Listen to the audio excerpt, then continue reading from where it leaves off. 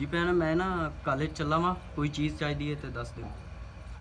हाँ जी भाई ज़रूर तुसी मेरे वास्ते चीज़ां लैके आई। तुहानू पता मैं तुहाडी इकलौती भैन हाँ।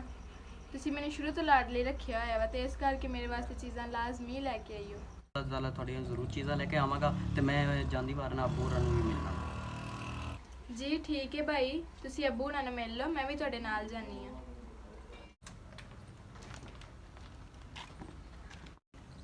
अस्सलाम वालेकुम अबू जी। वालेकुम सलाम। अबू जी मैं कॉलेज चला हूँ। अल्लाह पाक बेटा खुश रखे, तेन कामयाब करे, मेरी दुआवां तेरे नाल आ। जी बेटा ठीक है, तू कॉलेज जाना है, जरा ध्यान नाल पढ़ाया कर। तेन पता किन्नी मेहनत मैं करदा है ते फिर किन्ने अखराजात ते फिर तेरे स्पैशल जेह्ड़े होंदे ने उन्हें फीसां अदा करनियां मेरे लिए बड़ी मुश्किल है। बेटा जद भी तू कॉलेज जाना है समझ लो कि तू आला तलीम वास्ते जा रहा जा। मेरी दुआवां बेटा तेरे नाल है, ते ध्यान ना जरा। जी अबू जी मैं चलना कॉलेज तो परेशान नहीं होना, इंशाल्लाह मैं वापसी से जल्दी लौटाना। ठीक है बेटा। जी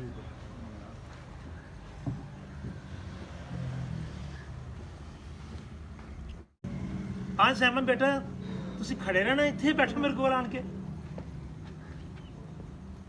सैमन बेटा तू नहीं स्कूल गई अज?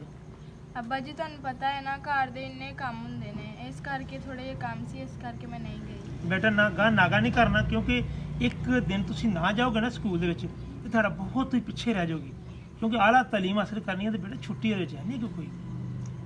हाँ जी अब्बा जी, मैं अगे तो कोई छुट्टी नहीं करांगी, इंशाअल्लाह अच्छे नंबरां नाल पास भी होवांगी। ਤੁਹਾਨੂੰ पता है कि किड्डा वड्डा मेरा डेरा है माशाल्लाह, और किन्ने सारे मवैशी रखे हुए हैं।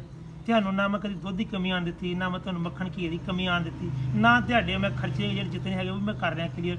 और इस तो इलावा बेटा ਤੁਹਾਡੇ स्कूल वास्ते ਤੁਹਾਡੀ आला तालीम वास्ते अच्छा कर रहा मैं, क्योंकि ਤੁਹਾਨੂੰ हर सपोर्ट मेरे ਵੱਲੋਂ हासिल है। तो छुट्टी क्यों? नहीं नहीं अब्बा जी, अगे तो नागा नहीं होएगा, मैं इंशाअल्लाह स्कूल जावांगी ते अच्छे नंबरां नाल पास भी होवांगी। वेरी गुड बेटा वेरी गुड।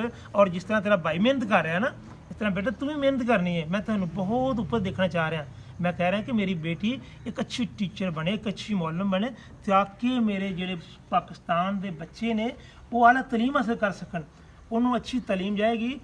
बेटा कल आने वाले वक्त ਦੇ ਵਿੱਚ ਤੁਸੀਂ ਉਹਨਾਂ ਦਾ ਮੁਸਤਕਬਲ ਇੱਕ ਅੱਛੀ ਮਾਂ और एक अच्छा पाकिस्तान।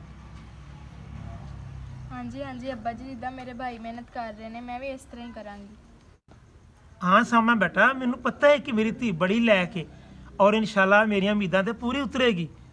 और मैं पुत्र ਤੁਹਾਨੂੰ एक बहुत उपर देखना चाह रहा। मैं पहले विरद किया और तेरा भाई बहुत लैक आ, क्योंकि इन्हों के जो उस्ताद है जो प्रोफैसर है अक्सर मैनू उन्होंने कॉल आती है, और उन्होंने हमेशा मैनू यही दसिया कि अपने बेटे से होर तवज्जो दिओ। और तुहाडी मौलमा की भी एक दिन कॉल आई सी मैनू तेरी टीचर की कि इस बेटी से थोड़ी जी होर मेहनत करो ताकि अच्छे नंबरों नाल पास हो, अगर रिजल्ट भी आने वाले ने बेटा। हाँ जी अब्बा जी, जिवें मेरे भाई मेहनत कर रहे हैं इवें ही मैं भी करांगी। अब्बा जी पिछले साल भी तुहानू पता है मैं फर्स्ट आई सी, इंशाअल्लाह इस साल भी मैं फर्स्ट ही आवांगी। अपनी मेहनत नू मैं जारी रखांगी। वेरी गुड बेटा वेरी गुड, बहुत अच्छे। तो बेटा मैं ना हुण थोड़ा जानवरों में देख लवां, देखभाल कर लवां, तो तुसीं अपना काम करो कर लेना, ठीक है ना?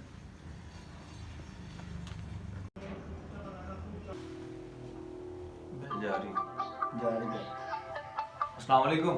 जी वालेकुम सलाम। सर की हाल है? अल्लाह पाक का शुक्र है, खरीए तो सब सब खरीए। तो कौन साहब? SHO गल कर रहे हैं SHO जी। सर की हुक्म है साडे लई, और क्यों मैनू कॉल की है? मैं तो किसी SHO नहीं जानता नहीं। SHO रंधावा गल कर रहे हैं। ਤੁਹਾਡੇ ਬੱਚੇ ਦਾ ਨਾਮ ਹਯਾਤ ਹੈ जी ਸਰ, ਉਹ ਸਾਡੀ ਗ੍ਰਿਫਤਾਰੀ 'ਚ क्यों? ਬਹੁਤ ਬੜਾ ਗੈਂਗ ਸੀ ਜਿੰਨੇ ਤੋਂ ਇਹ ਸ਼ਾਮਲ ਸੀ, और ਉਹਦੇ 'ਚ ਉਸ ਗੈਂਗ 'ਚ ਫੜਿਆ ਗਿਆ। थोड़ी देर पहले मेरा बेटा घरों निकलिया कॉलेज जाने वास्ते, तो वो एडे बड़े गैंग किस तरह मैच हो गया, किस तरह उन्होंने तले के बन गए? मैनू अफसोस है, मेरा बच्चा तो बहुत शरीफ है। ਬਸ ਸਰ ਗੱਲ ਮੁਖਤਸਰ ਹੈ, ਅੱਛੇ ਖਾਨਦਾਨ ਦੇ ਲੱਗਦੇ ਹੋ, ਜੇ ਇੱਜ਼ਤ ਚਾਹੁੰਦੇ ਹੋ ਕਿ ਬੱਚੇ ਨੂੰ ਬਚਾਉਣਾ ਚਾਹੁੰਦੇ ਹੋ ਤੇ ਗੱਲ ਨੂੰ ਜ਼ਰਾ ਸੋਚ ਔਰ ਸਮਝ ਲਓ। ਬੱਚਾ ਤੁਹਾਡੇ ਘਰੋਂ ਜਿਸ ਤਰ੍ਹਾਂ ਵੀ ਬਾਹਰ ਨਿਕਲਿਆ ਉਸ ਗੈਂਗ ਦੇ ਨਾਲ ਸ਼ਾਮਲ ਸੀ, ਨੂੰ ਫੜ ਲਿਆ। ਇੱਕ ਦੋ ਬੰਦੇ ਭੱਜ ਗਏ ਨੇ, ਇਹ ਸਾਡੇ ਕਬਜ਼ੇ 'ਚ ਆ ਗਏ। ਮਜ਼ੀਦ ਤੁਹਾਨੂੰ ਮੁੰਸ਼ੀ ਦੱਸੇਗਾ ਇਹਦੀ ਮਾਲੂਮਾਤ ਕੀ ਕਰਨਾ ਕੀ ਨਹੀਂ ਕਰਨਾ। ਆ ਗੱਲ ਕਰ।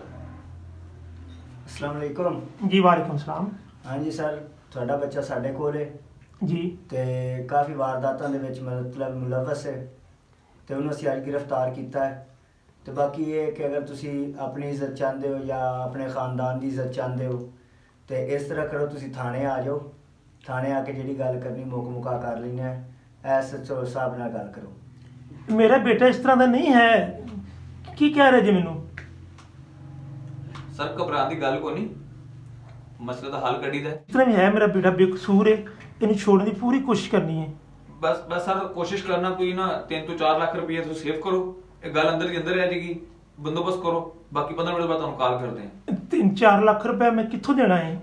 ਮੈਂ ਤੇ ਗਰੀਬ ਬੰਦਾ ਹਾਂ, ਦੁੱਧ ਵੇਚ ਕੇ ਤੇ ਮੈਂ ਗੁਜ਼ਾਰਾ ਕਰ ਰਿਹਾ ਹਾਂ, ਤੇ ਬਹੁਤ ਜ਼ਿਆਦਾ ਹੈ ਐਸਐਚਓ ਸਾਹਿਬ। ਦੇਖੋ ਬਜ਼ੁਰਗੋ, ਤੁਹਾਡੇ ਨਾਲ ਪਿਆਰ ਨਾਲ ਗੱਲ ਕੀਤੀ, ਦੇਖੋ ਇੱਜ਼ਤ ਹੁੰਦੀ ਹੈ।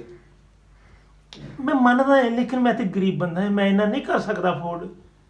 ਕੋਈ ਥੋੜਾ ਜਿਹਾ ਚਲੋ, ਕੋਈ 10-15 ਹਜ਼ਾਰ ਰੁਪਏ ਦੀ ਗੱਲ ਕਰੋ। 3-4 ਲੱਖ ਰੁਪਏ ਬਹੁਤ ਜ਼ਿਆਦਾ ਬਜ਼ੁਰਗੋ ਹੈ। ਬਸ ਗੱਲ ਹੋ ਗਈ ਹੈ ਨਾ, 2-2.5 ਲੱਖ ਰੁਪਏ ਦਾ ਬੰਦੋਬਸਤ ਕਰ ਲਓ। ਜੇ 3 ਨਹੀਂ ਤੇ 2-2.5 ਲੱਖ ਦਾ ਤਾਂ ਕਰ ਸਕਦੇ ਹੋ ਨਾ। ਬਾਕੀ 15 ਮਿੰਟ ਤੋਂ ਬਾਅਦ ਕਾਲ ਕਰਾਂ, ਫੋਨ ਬੰਦ ਕਰ ਰਹੇ ਹਾਂ। ਐਸਐਚਓ ਸਾਹਿਬ ਮੇਰੀ ਗੱਲ ਸੁਣੋ।